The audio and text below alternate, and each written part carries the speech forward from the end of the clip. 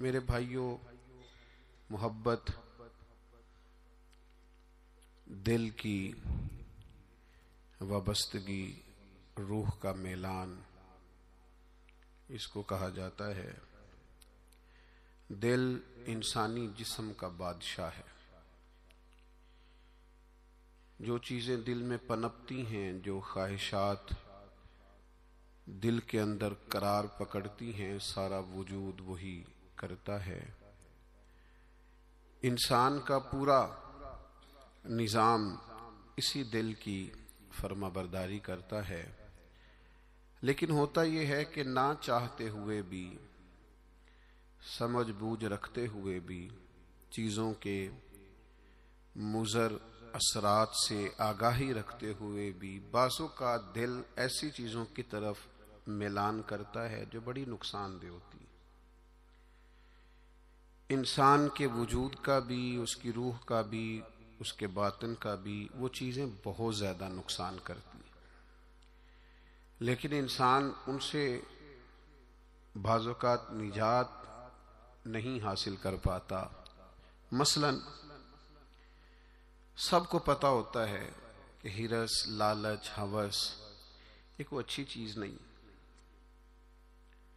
اللہ تعالیٰ اگر ضروریات کا رزق عطا کر دے اور ضروریات پوری ہونے لگ جائیں تو بہت اچھا ہے، لیکن نہ چاہتے ہوئے بھی بعض لوگ مال کی ہرس میں، ہوس میں، لالچ میں مبتلا ہو جاتے ہیں۔ یہ محبت دن بدن بڑھتی چلی جاتی ہے۔ وہ خود اپنے آپ سے کئی دفعہ سوال کرتے ہیں کہ یا دل تو نے تو ایک دفعہ یہ کہا تھا کہ بس میری ضروریات پوری ہونے لگ جائیں، 2 وقت کی روٹی چلنے لگ جائے، بچوں کے اخراجات نکلنے لگ جائیں، سر چھپانے کو ایک مکان مل جائے تو کافی ہے، اب تو کدھر نکل گیا؟ بہت سارا اس سے بڑھ کر اللہ نے فضل کر دیا، خواہش سے بڑھ کر عطا کر دیا، لیکن کہیں ٹھہراؤ نہیں ہو پا رہا، دل روک نہیں رہا۔ روز مال کی محبت، مال کا لالچ بڑھتا چلا جاتا ہے۔ یہ اس قدر زیادہ نقصان کرتا ہے کہ نبی کریم صلی اللہ تعالی علیہ وسلم نے ارشاد فرمایا کہ دنیا کی محبت ہر گناہ کی جڑ ہے۔ یعنی لوگ سمجھتے ہیں کہ معمولی بات ہے کہ میرے دل میں مال کی محبت بیٹھ گئی ہے، لیکن یہ بڑا گہرا مرض ہے۔ بعض لوگ کہتے ہیں نا کہ یہ مرض آ جائے تو اس کی وجہ سے 70 مرض اور بھی لگ جاتے ہیں۔ تو یہ دنیا کی محبت وہ مرض ہے، مال کی محبت وہ بیماری ہے کہ جس کی وجہ سے سینکڑوں امراض پیدا ہوتے ہیں، حلال حرام کی تمیز اٹھ جاتی ہے، رشتوں کا تقدس پامال ہو جاتا ہے، بہن بھائیوں کے رشتوں میں دراڑ آ جاتی ہے۔ لوگ اس مال کی محبت میں مبتلا ہو کر خونی رشتوں تک کو بھول جاتے ہیں۔ تو اگر محبت کو صحیح رستہ نہ ملا، یہ محبت الہی اور محبت رسول صلی اللہ تعالی علیہ وسلم کے خوبصورت عنوانات کی عادی نہ ہوئی، تو پھر یاد رکھیے گا کہ مال کی محبت تو پورے طور پر اجاڑ دے گی، اندر کو تباہ کر دے گی۔ ایک دوسری محبت بڑا نقصان کرتی ہے، وہ ہے شہرت کی محبت۔ میں چاہا جاؤں، میری شہرت ہو جائے، لوگ مجھے جانیں، کوئی ایسا طریقہ اپناؤں جس کی وجہ سے دنیا کے اندر فیمس ہو جاؤں، لوگ میرا نام لینے لگیں۔ آپ یقین کریں، سوشل میڈیا کے اوپر بڑے بڑے وزادار، بڑے بڑے باریش لوگ، بڑے بڑے اچھے اور اچھی قد و قامت اور اچھا نام رکھنے والے لوگ فقط مشہور ہونے کے لیے وہ حرکتیں کرتے پھرتے ہیں کہ کوئی بھی سنجیدہ آدمی دیکھے تو شرم سے اس کی نظر جھک جاتی۔ یہ شہرت، اس کا لالچ، یہ شہرت کی طلب اور شہرت حاصل کرنے کے لیے ایسے خطرناک طریقوں کا حصول، شہرت حاصل کرنے کے لیے ایسے کمزور اور ایسے اخلاق سے گرے ہوئے رویے کا انداز تباہ کر دیا اس نے، دنیا کو اجاڑ کے رکھ دیا ہے لوگوں کو۔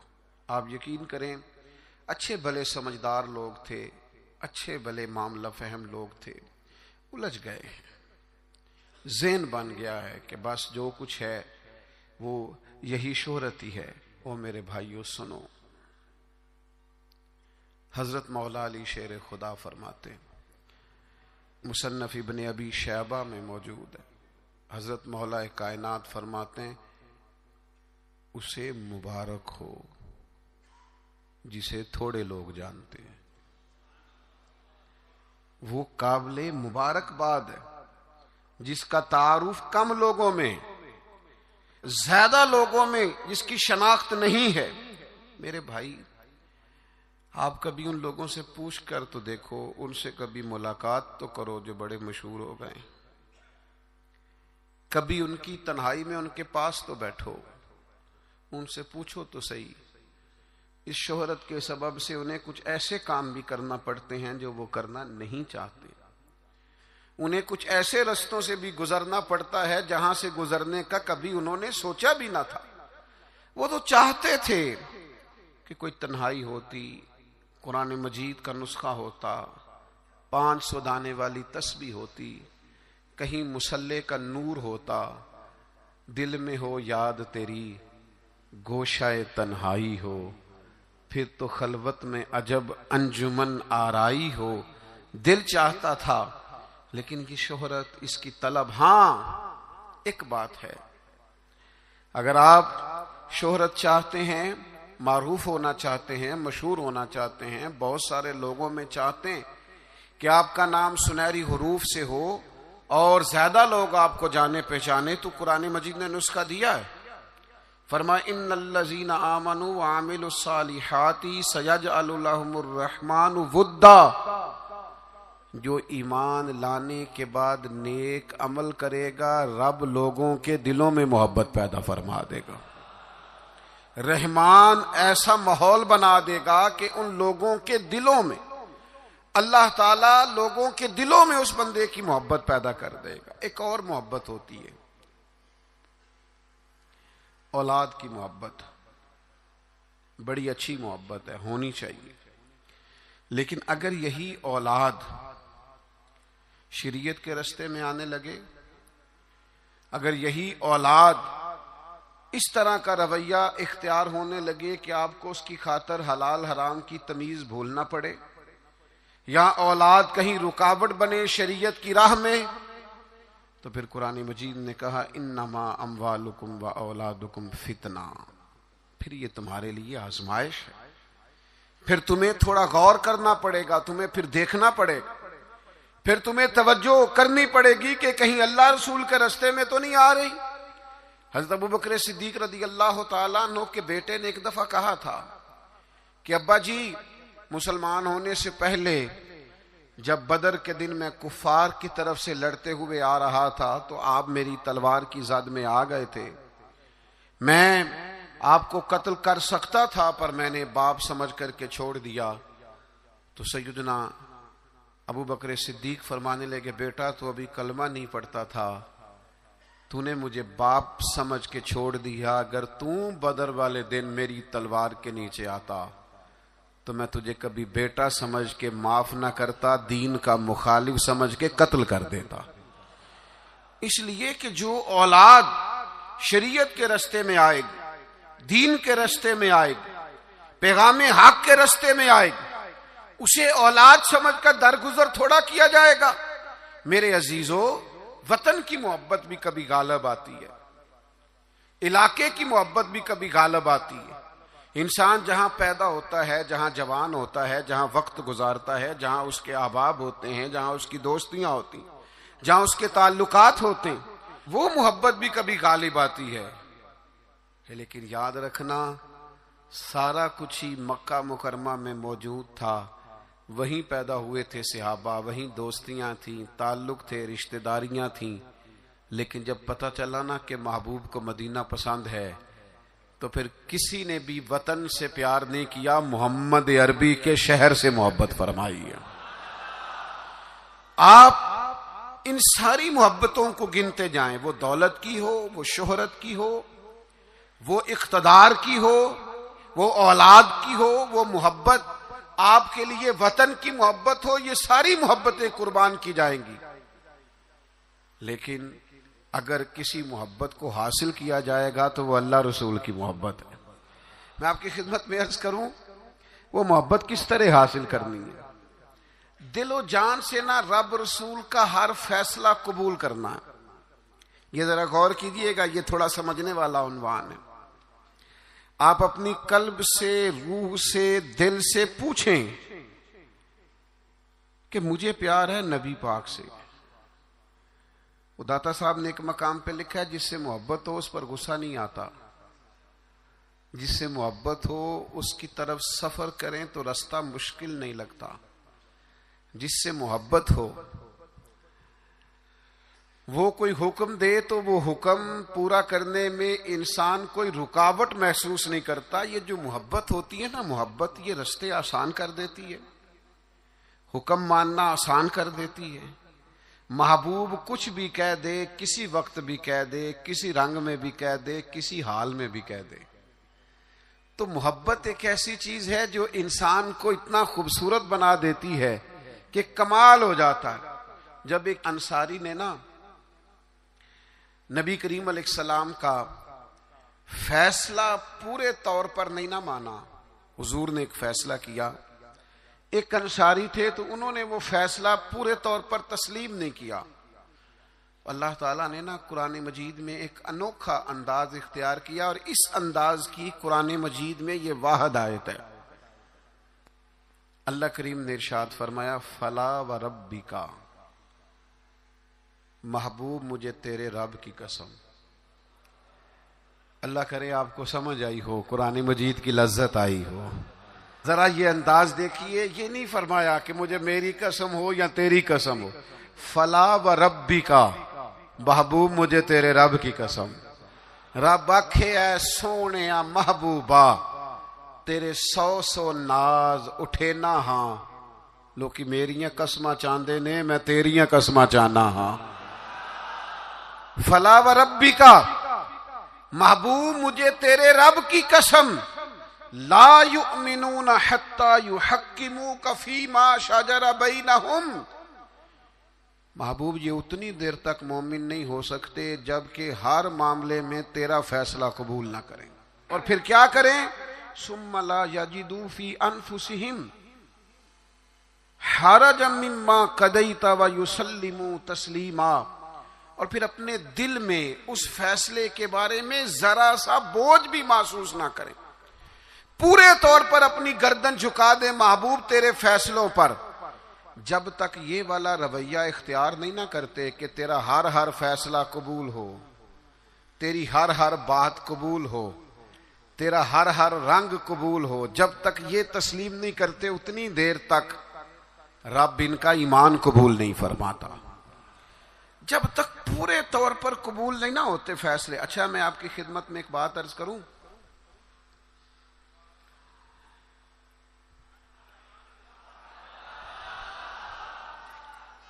مسلمان دل و جان سے چاہتے ہیں کہ ہم نبی پاک کی غلامی کریں. مسلمانوں کی روح چاہتی ہے کہ ہم ہر وقت اپنے نبی کی بات مانیں. میں نے ایسے لوگوں کو دیکھا ہے جو بظاہر دین سے بڑے دور نظر آتے، جن کے بارے میں لوگوں کا خیال ہے کہ شاید بڑے گناہگار ہیں، نوجوان ہیں، دنیا دار ہیں، کچھ ایسے محکموں سے وابستہ ہیں جن کے بارے میں بعض اوقات بعض لوگ خیال کرتے ہیں کہ شاید یہ بالکل دین سے دور ہے. لیکن میں نے ہر قسم کے لوگوں میں وقت گزارا ہے، نوجوانوں کے ساتھ سفر کیے ہیں، ان کے بیچ بیٹھ کر ٹائم گزارا ہے. میں آپ کو سچ کہتا ہوں، تجربے کے بعد کہتا ہوں، سمجھ بوجھ کے کہتا ہوں، کلین شیو والے نوجوانوں کی آنکھوں میں حضور کی محبت کے لیے آئے ہوئے آنسو دیکھ کے کہتا ہوں.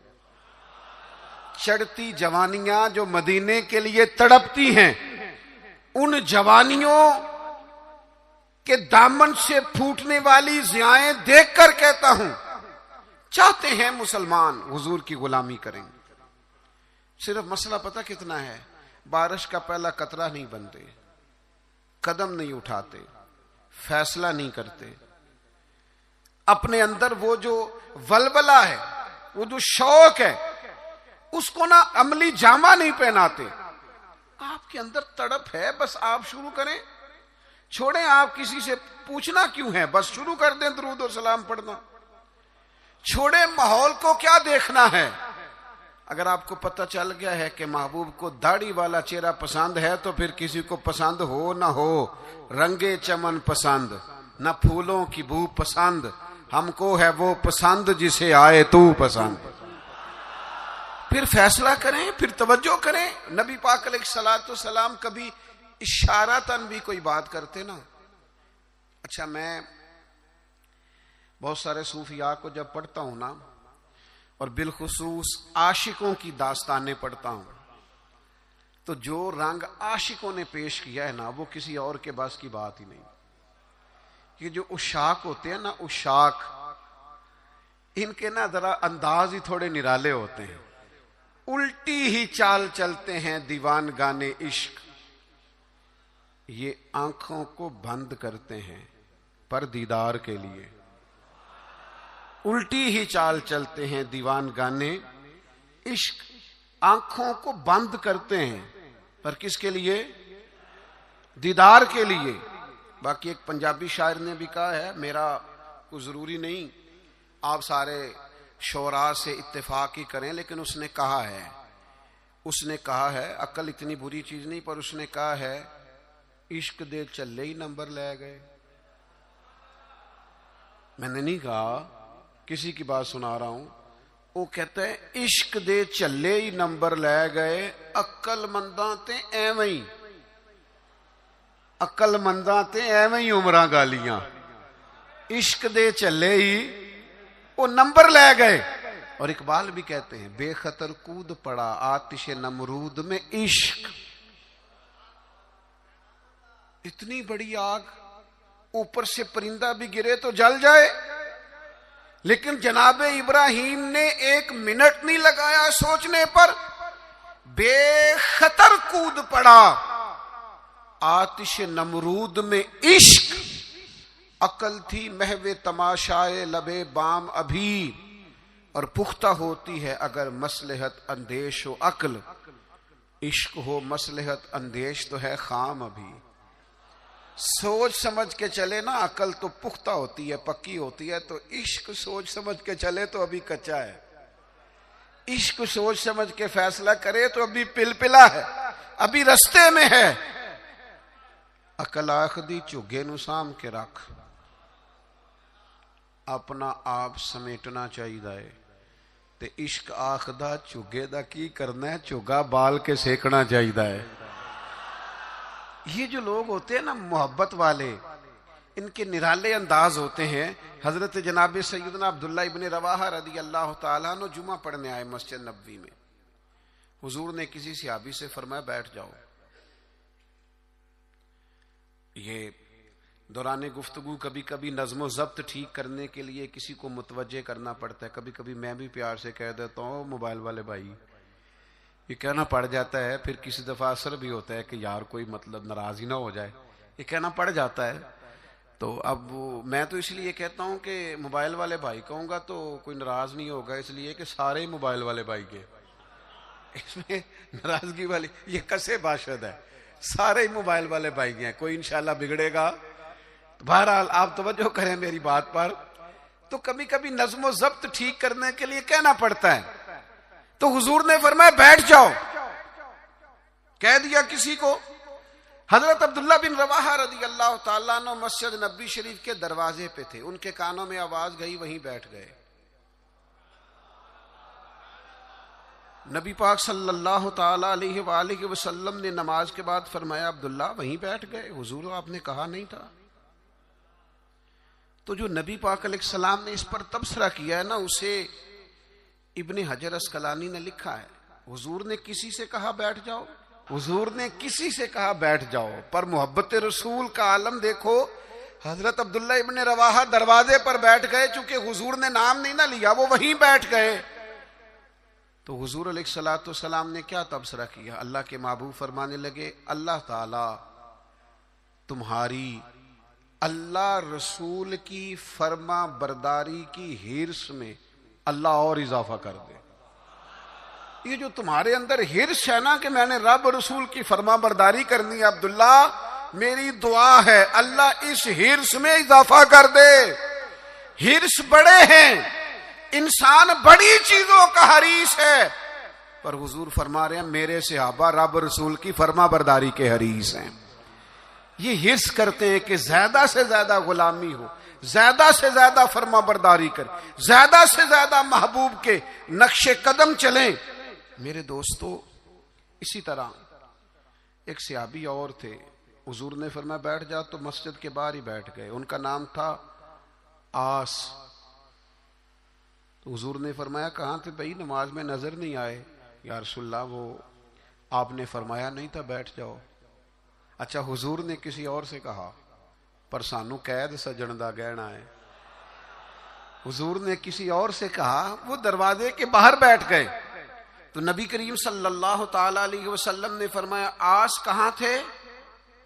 حضور میں دروازے کے باہر بیٹھ گیا. تو حضور مسکرائے، فرمایا تم آس نہیں ہو، تم تو مطیع ہو، تم تو فرما بردار ہو. آج سے تمہارا نام مطیع ہے، فرما برداری کرنے والا ہے. تم ایسے فرما بردار ہو کہ میں کسی اور کو اشارہ کروں. تم اتنے محبت کرنے والے ہو، تم سمجھتے ہو میرے محبوب کی بات ہے نا تو مجھے بھی آگے بڑھ کے قبول کرنی چاہیے. میرے عزیزو، میں نے کہا ہم چاہتے ہیں حضور کی محبت کے مطابق عمل کریں، لوٹ آئیں، لیکن ہم نا بارش کا پہلا قطرہ نہیں بنتے، فیصلہ نہیں کرتے. آگے بڑھوں؟ ہمارے ضمیر جاگ گئے ہیں، پتہ ہمیں چل گیا ہے کہ حال نہ جمہوریت، نہ ڈکٹیٹرشپ، نہ صدارتی نظام، نہ فلانا نظام. پتہ ہمیں چل گیا ہے کہ جینے کی طرف دیکھ نہ مرنے کی طرف دیکھ، جب چوٹ لگے دل پر تو مدینے کی طرف دیکھ. پتہ ہمیں چل گیا ہے کہ نجات حضور کے قدموں میں ہے. سمجھ ہمیں آ گئی ہے کہ نجات نبی پاک کے قدموں میں ہے. لیکن ہم پتہ کیا کرتے ہیں، ہم نہ وہیں الجھے رہتے ہیں، بات کو سمجھتے نہیں، آگے بڑھتے نہیں. ضمیر جاگ گیا ہے، فیصلہ نہیں کرتے. چلو پورے ملک میں تو دین نافذ ہوگا، انشاءاللہ ہوگا. اپنے 6 فٹ کے قد پہ نہ نافذ کریں، اپنے گھر پہ نہ نافذ کریں، اپنے دفتر پہ نہ نافذ کریں، اپنے ادارے میں نہ نافذ کریں، اپنے یاروں میں نہ نافذ کریں. یہاں سے تو شروع کریں نا، یہاں سے تو آغاز کریں. آپ یقین کریں 5 دوست اگر آپ کہیں اکٹھے ہیں نا، 5 دوست، تو ایک دوست شروع کر دے جب بھی ملاقات ہو نبی کریم کی کوئی حدیث بیان کرے. ایک دوست کہنا شروع کر دے یار آؤ نا نماز پڑھنے چلیں. ایک دیکھو میں نے 5 میں سے ایک کہا ہے. ایک کہنا شروع کر دے یار بس آپ جھوٹ نہیں بولنا یار، بس بڑا ہو گیا. ایک صرف ان میں سے پیغام دے کہ نہیں یار دھوکہ دہی نہیں کرنی. ایک ان میں سے کہے کہ یار تھوڑا سا نا وقت اب ماں باپ کے لیے بھی نکالنا ہے، اب گھر والوں کے لیے بھی تھوڑا وقت دینا. ایک میں ذمہ داری سے کہتا ہوں، وہ باقی 4 سامنے شاید مذاق اڑائیں، سامنے شاید کہیں بیٹھ جا تو اتنا نیک پتہ ہے ہمیں تیرا، لیکن میں سچ کہتا ہوں وہ سامنے آپ پر تنقید کریں گے لیکن دل ان کا گواہی دے گا یار کہہ تو ٹھیک ہی رہا ہے. یہ دین کے اندر، یہ نبی پاک کی محبت کے پیغام کے اندر اللہ نے نا جاذبیت بڑی رکھی ہے، اس میں کشش بڑی رکھی ہے، اسلام کے اندر لچک بڑی رکھی ہے. اسلام کی فطرت میں قدرت نے لچک دی ہے، اتنا ہی یہ ابھرے گا جتنا کہ دبا دو گے. اس کے اندر سے ہمیشہ ضیاء پھوٹتی ہے، روشنی نکلتی ہے. آپ حضور کا پیغام دے دیں، مزاج بنائیں، کہہ دیں، آپ یقین کریں بڑا لطف آئے گا، بڑا مزہ آئے گا. اس کے اندر بڑا کرم ہوتا ہوا آپ کو دکھائی دے گا. آپ محسوس کریں گے کہ میرے کہہ دینے سے انقلاب آ گیا، بہتری آ گئی. آپ اس پیغام، اور یہ سب کے لیے بنائیں آپ، یہ کسی کے حق میں بھی کوئی بھی سامنے ہو آپ کا نعرہ ہمیشہ محبت رسول کا ہونا چاہیے. وہ دوستوں کی محفل ہو، گھر میں ہو، دفتر میں ہو. بات ایک صحابی تھے حضرت برا بن مالک، نوجوان تھے.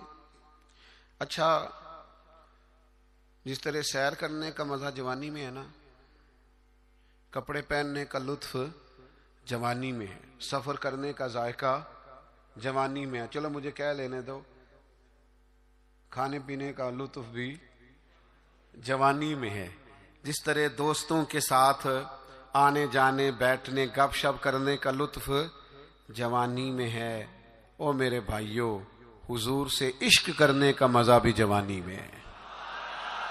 یہ کبھی جوانی میں لگ جائے نا، عشق لگا سی کھیڈاں کھیڑ دینوں. کوئی نہیں سمجھ آئی آپ کو؟ اگر آئی ہوتی نا تو یقین کرو آپ کو سمجھ آ جاتی. اگر یہ سمجھ آئی ہوتی تو آپ کو سمجھ آ جاتی. عشق لگا سی کھیڈاں کھیڑ دینوں، تے مینوں کھیڈاں بھل گئیاں. میں تے کجل پایا سی یار دے ویکھنے نو، پھر میں او دی یاد وچ روندیاں ڈل گئیاں. حیدر شاہ اس گلی کدے نہ رول دی، پر ہن تے رول دی رول گئیاں. مجھے کچھ دوست کہتے ہیں کئی دفعہ، آپ تھکتے نہیں؟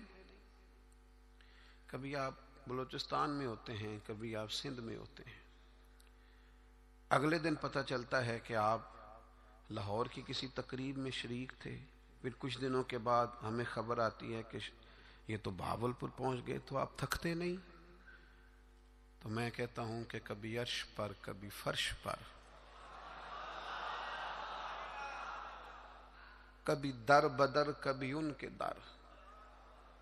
غم عاشقی تیرا شکریہ میں کہاں کہاں سے گزر گیا، اور عدم سے لائی ہے ہستی میں آرزو رسول.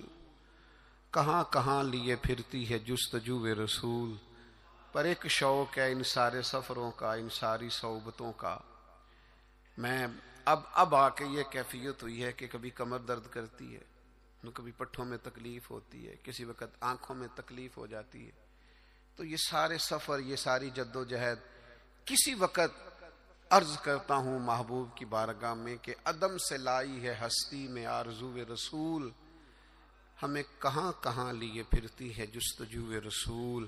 بس اتنی آرزو ہے کہ عجب نظارہ ہو میدان حشر میں بے دم، کہ سب ہوں پیش خدا اور میں روبرو رسول. اتنا سا دل کرتا ہے کہ عجب نظارہ ہو میدان حشر میں بے دم، سب ہوں. ایک صحابی ہیں حضرت برا بن مالک رضی اللہ تعالی، چڑھتی جوانی اور عشق رسول بھی پورا جوبن پہ. ان کے قد کاٹ کا بھی پورا باکپن اور محبت رسول کے دریا بھی پورے کا پورا ان کے سینے میں موجزن. تو حضور کا مجھے یوں لگتا ہے کہ ارادہ کرم ہوا کہ لوگوں کو بتاؤں بھلا یہ مجھ سے کتنی محبت کرتا ہے. نبی کریم علیہ السلام نے فرمایا میں کوئی حکم دوں تو پورا کرو گے؟ بڑے خوش قسمت تھے جو حضور کے سامنے نبی پاک سے حکم لیتے تھے. فرمایا برا میں کوئی حکم دوں تو پورا کرو گے؟ عرض کی حضور حکم کریں تو صحیح. تو محبوب نے مسکرا کے فرمایا جاؤ اپنے باپ کی گردن کاٹ کے لاؤ.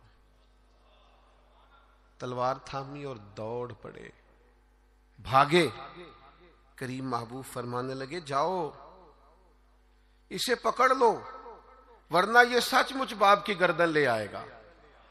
ان کو صحابہ پکڑ کے لائے تو محبوب فرمانے لگے وہ تو ایک بات گویا آزمانے کو کی تھی، میں کوئی رشتے توڑنے تو نہیں آیا دنیا میں تو رشتے جوڑنے آیا.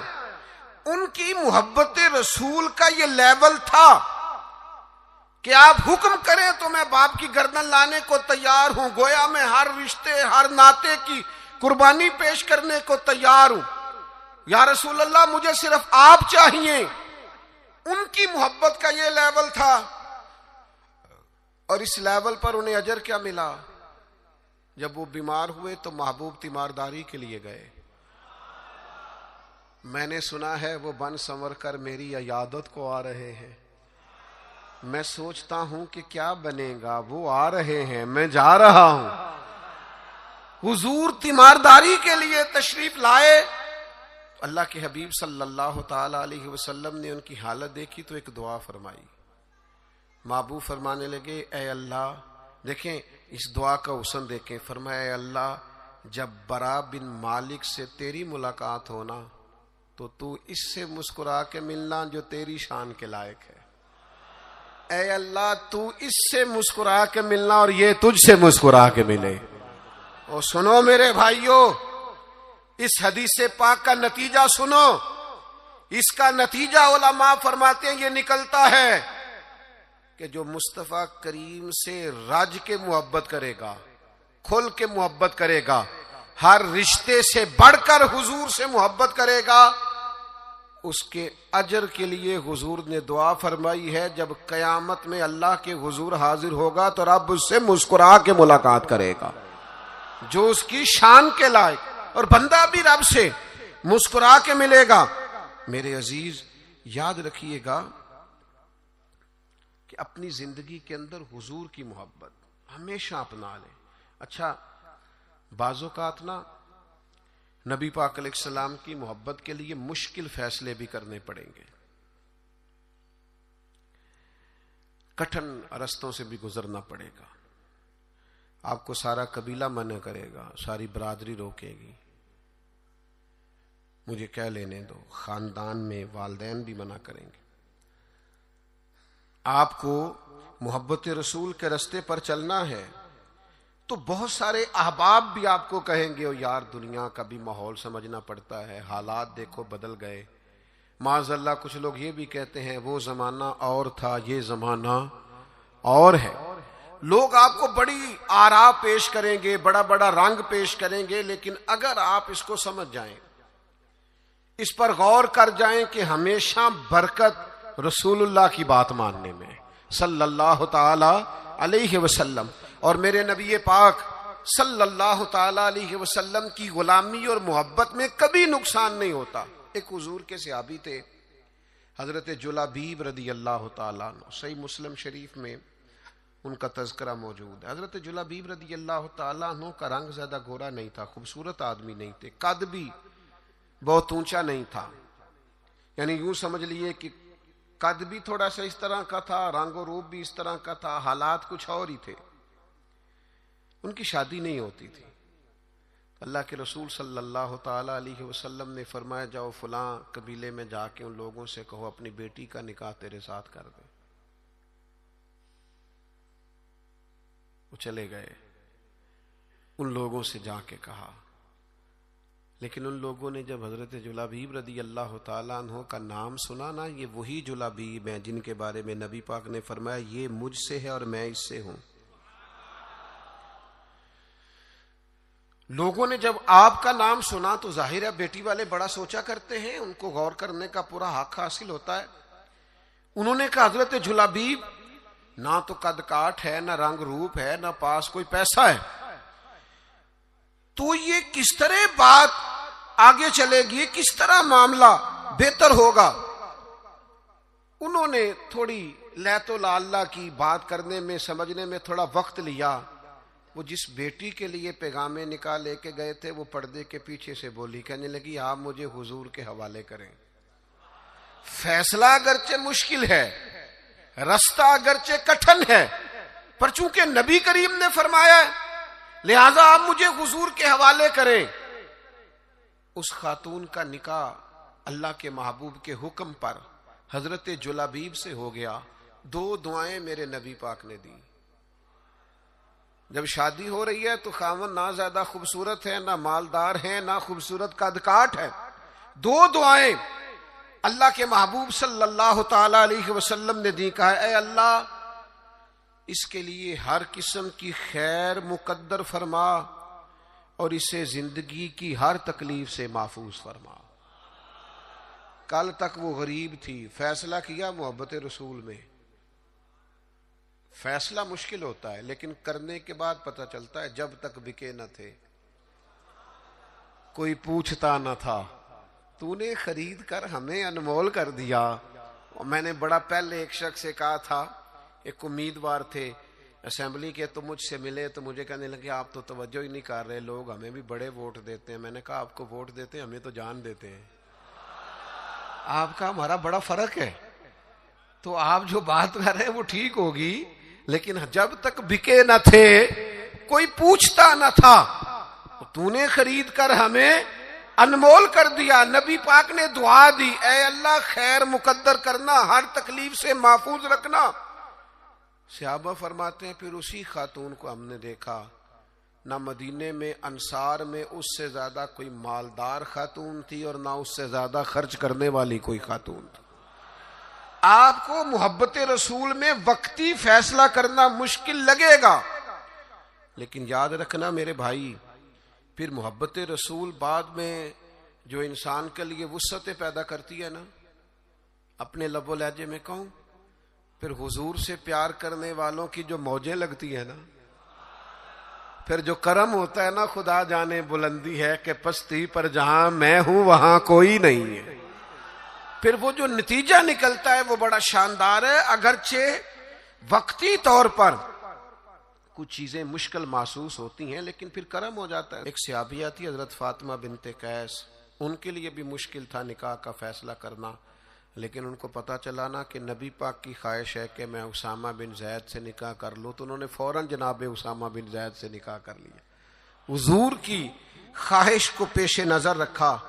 دو تین چیزیں ہمیں سمجھنی ہے، بس بات سمیٹنے لگا ہوں۔ ایک تو جہاں جہاں نبی پاک نے حد بندی کی ہے نا، اس حد بندی کو کبھی نہیں توڑنا۔ جو حدود، جو دائرے، جو قوانین نبی کریم نے بیان فرما دیے ہیں، ان سے کبھی تجاوز نہیں کرنا۔ دیکھو سونے کی انگوٹھی حضور نے مرد کو حرام قرار دی، سارا زمانہ بھی کہے تو یہ ہاتھ پر پہننی نہیں چاہیے۔ کچھ چیزیں ہیں جن میں حضور نے نا حد بندی کر دی۔ پیتل تانبا مرد کے لیے نہیں جائز، نہ پہنے آپ، ریشم کا لباس نہ پہنے۔ جہاں حضور نے تعین کر دیا حدود کا، آپ کوئی اتنا مشکل مسئلہ نہیں ہے۔ آپ اس پہ، ایک صحابیہ تھیں، ان کا سگا بھائی انتقال کر گیا، تو نبی پاک علیہ السلام نے حکم دیا ہے کہ کسی کا بھی سوگ 3 دن سے زیادہ نہیں کرنا، سوائے اس عورت کے لیے جس کا خامد چلا جائے وہ عدت پوری کرے۔ تو صحابیہ 3 دن کے بعد اٹھیں، خوشبو لگائی، دھلے ہوئے کپڑے پہنے، وقتی طور پر اس وقت جو مروج زینت تھی وہ زینت اختیار کی، اور پھر کہنے لگی مجھے اس زینت کی ضرورت نہیں تھی، پر چونکہ نبی پاک نے فرمایا 3 دن سے زیادہ سوگ نہیں کرنا، لہٰذا میں اٹھ کے اس لیے کپڑے بدلے ہیں کہ میں کسی اور کی طرف نہیں دیکھنا چاہتی، مدینے والے محبوب کی شریعت کی طرف دیکھنا چاہتی ہوں۔ جو حدود نبی پاک صلی اللہ علیہ وسلم نے ہمارے لیے مقرر فرمائی ہیں، ان سے کبھی بھی ہم نے تجاوز نہیں کرنا۔ دوسری بات یہ ہے کہ محبت رسول کا ہم سے تقاضا یہ ہے کہ جب رب رسول کو راضی کرنا ہو نا، پھر اپنی ذات نہیں دیکھنی، میرا قد بہت بڑا ہے تو فلاں سے معافی مانگوں، میں اتنا بڑا آدمی ہوں تو اب میں جھک جاؤں، مجھے اتنے لوگ جانتے ہیں تو اب میں جناب تھوڑا سا اپنی گردن کو جھکاؤں۔ میں عاشق رسول میں نہیں ہوتی، عاشقان رسول کے اندر کسی قسم کی انا پرستی، عاشق لوگ تے رملے کملے، وہ تو بیچارے سیدھے سادے لوگ ہوتے ہیں، ان کے تو مزاج کے اندر فقیری ہوتی ہے، سادگی ہوتی ہے۔ حضرت خالد بن ولید فرماتے ہیں میرا اور جناب عمار ابن یاسر کا رضی اللہ تعالی عنہما، دونوں صحابہ جلیل القدر ہیں، عظیم مرتبے والے، جناب خالد بن ولید فرماتے ہیں کسی بات میں حضرت عمار ابن یاسر سے شکر رنجی ہو گئی، تو جناب عمار ابن یاسر حضور کی بارگاہ میں پہنچے، میں بھی پہنچا، فرماتے ہیں دونوں کی بات سن کے بس حضور نے اتنا کہا، کوئی فیصلہ نہیں فرمایا کہ اس میں غلطی پر کون ہے، حق پر کون۔ نبی کریم صلی اللہ علیہ وسلم نے بس اتنا فرمایا، یاد رکھنا جس نے عمار ابن یاسر کو ناراض کیا اس نے اللہ رسول کو ناراض کیا، بھائی اتنی بات حضور نے کر دی۔ حضرت خالد بن ولید سپہ سالار آدمی تھے، بڑے قبیلے کے تھے، بڑا قد کاٹ تھا، بڑا نام تھا، بڑی بلے بلے تھی، سیف اللہ ہیں. لیکن آپ فرماتے ہیں چونکہ حضور نے فرمایا عمار ابن یاسر کو راضی کرو گے تو اللہ رسول راضی ہوں گے، فرمایا میں ان کے پیچھے پیچھے پھرنے لگا. میرے لیے ان کی رضا سے بڑھ کر کوئی اور رضا، اور کوئی رضا حیدر شاہ اس گلی کدے نہ رول دی. پر ہن تے رول گئیاں جب نبی پاک نے فرمایا ہے کہ یہ رضا. دیکھیں نا، حضور نے حضرت اسامہ بن زید کو لشکر کا امیر بنایا تھا، حضور کا وصال ظاہری ہوا تو حضرت ابوبکر صدیق کو لوگوں نے مشورہ دیا کہ آپ اس نوجوان کو، یہ بالکل جوان ہے ابھی، بڑے بڑے کبار صحابہ موجود ہیں، کسی اور کو بنا دیں. فرمایا اسے پیچھے کروں جسے مدینے والے محبوب نے آگے لگایا ہے، بلکہ ان کو گھوڑے پہ سوار کر کے خود اسی گھوڑے کی لگام پکڑ کے جناب صدیق اکبر امیر المومنین پیدل چل رہے ہیں. تو اسامہ بن زید نے کہا امیر المومنین آپ اوپر آئیے. فرمایا تو اوپر ہی رہ جسے حضور نے امیر مقرر فرما دیا ہے. تو میرے بھائی آپ پھر یہ نہ محسوس کرے کہ میں بڑا چودھری ہوں، میرا بڑا قد کاٹ ہے، پھر ہم نے اپنا قد نہیں دیکھنا، محبوب پاک کی نظر عنایت کو دیکھنا ہے، حضور کی رضا کو دیکھنا ہے. یاد رکھیے گا ایک تیسری بات، ایک حدود کو نہیں توڑنا، ایک حضور کی رضا حاصل کرنے کے لیے اپنی انا نہیں سامنے آنے دینی. ایک تیسری بات اور، طرز زندگی سادہ اختیار کرنا ہے اگر حضور سے پیار کرنا ہے تو. بڑی ضروری بات ہے، بڑی ضروری. آپ سادہ غذا کھائیں، سادہ نشست، سادہ لباس، سادہ انداز گفتگو، لوگوں سے بلا تکلف ملاقات، آپ کے لب و لہجے میں کسی قسم کی تصنع نہ ہو، بناوٹ نہ ہو، تکلف نہ ہو. آپ اگر حضور کے غلام ہیں، نبی پاک سے محبت کرتے ہیں، تو پھر آپ کوئی کسی قسم کا اپنے لیے پروٹوکول نہ چاہیں. صحابی آئے تھے نا، عرض کی یا رسول اللہ میں آپ سے بڑا پیار کرتا ہوں. کیسا خوش بخت ہے، حضور کے سامنے اظہار محبت کر رہا ہے، میں بڑا پیار کرتا ہوں. تو حضور نے فرمایا سوچ کر کہو کیا کہہ رہے ہو. حضور بڑا پیار کرتا ہوں. فرمایا سوچ لے. حضور بڑا پیار کرتا ہوں. تیسری دفعہ محبوب نے فرمایا سوچ لے. حضور مجھے بڑا عشق ہے آپ سے. اللہ کے رسول نے فرمایا پھر تیاری کر لے، فقر تیری طرف دوڑ کے آئے گا، پھر تیری طرف غریبی آئے گی. جو مجھ سے پیار کرتا ہے اس کی طرف فقر آتا ہے. تو یہ یاد رکھیں کہ اسے صرف اور صرف پھولوں کی سیج نہ سمجھنا، اور فقر کی کئی قسمیں ہوتی ہیں، صرف پیسوں کی کمی فقر نہیں ہوتی. آپ کا طرز زندگی سادہ ہونا چاہیے، انداز فقیرانہ ہونا چاہیے، اٹھنا بیٹھنا سادہ ہونا چاہیے، کیونکہ یہ سادگی میرے نبی کی پسند ہے. ایک روایت مجھے یاد آ رہی ہے، میرا دل کرتا ہے آپ کو سنا دوں. کبھی کبھی نا کچھ فرمائشیں بھی ہوتی ہیں، آپ کا نہیں مجھے پتا، میں اپنی اماں سے فرمائش کیا کرتا تھا کبھی کبھار کوئی چیز اپنی مرضی کی کھانے کے لیے. اماں جی کبھی ساگ بنا دیو نا، تو کبھی ان سے کہتے تھے اسپیشل والا گڑ کھانا ہے. یہ دیہاتی ماحول بڑا شاندار ہوتا ہے. آپ کو پتا ہے نبی پاک کو مکے سے حضرت حلیمہ کے گاؤں میں کیوں بھیجا گیا تھا؟ اس لیے کہ مکے کے لوگ چھوٹے بچوں کو وہاں بھیجتے تھے، کہتے تھے فضا بھی خالص ہے، زبان بھی خالص. دیہاتوں کی زبانیں خالص ہوتی ہیں. کبھی کبھی نا فرمائشیں ہوتی ہیں ماؤں سے. حضرت سلمہ مومنوں کی ماں جناب ام سلمہ، ایک دن نا ان کے 3 بیٹے روحانی بیٹے ان کی خدمت میں آئے. کون کون؟ آپ نام سن کے بھی بڑے خوش ہوں گے. حضرت جعفر طیار ہے نا، حضرت علی کے بھائی، ان کے بیٹے عبداللہ بن جعفر آئے. اور پھر ان کی خدمت میں حضرت عبداللہ ابن عباس جو نبی پاک کے چچا جناب عباس ہیں، ان کے بیٹے عبداللہ آئے. اور ان دونوں کے ساتھ مولا علی کے لخت جگر امام حسن بھی آئے. یہ 3 شہزادے عبداللہ بن جعفر، عبداللہ ابن عباس اور امام حسن بن علی، یہ تینوں آئے اور آ کے حضرت ام سلمہ سے کہنے لگے ہمارا آج وہ کھانا کھانے کو دل کرتا ہے جو نبی پاک کو بڑا پسند ہے. اماں جی ہماری ماؤں سے بندہ فرمائش کر لیتا ہے نا، تو ہماری فرمائش ہے وہ والا کھانا بنائیں جو حضور کو پسند ہے۔ تو حضرت ام سلمہ نے ٹھنڈی آہ بھری، فرمایا بیٹا وہ بڑا ہی سادہ ہے، کھا لو گے؟ اماں جی کھا لیں گے۔ تو جناب ام سلمہ نے نا تھوڑے سے جوں نکالے، پھر ان کو پیسا، پھر تھوڑا سا زیتون ڈال کے پکانا شروع کیا، پھر تھوڑا سا اس میں مسالہ ڈالا۔ فرماتے ہیں وہ سادے سے جوں زیتون میں سادے سے پکے، فرماتے ہیں وہ ہمارے سامنے رکھ کے حضرت ام سلمہ جب اٹھی تو آنکھوں میں آنسو آ گئے، فرمانے لگی اس طرح کے سادے کھانے مدینے والے محبوب کھایا کرتے تھے، اس طرح کے سادے کھانے محبوب تناول فرماتے تھے۔ یہ سادگی، یہ شائستگی، اس سادگی میں جو حسن، معرفت، کمال، یعنی اس طرح کی سادگی حضور اپناتے تھے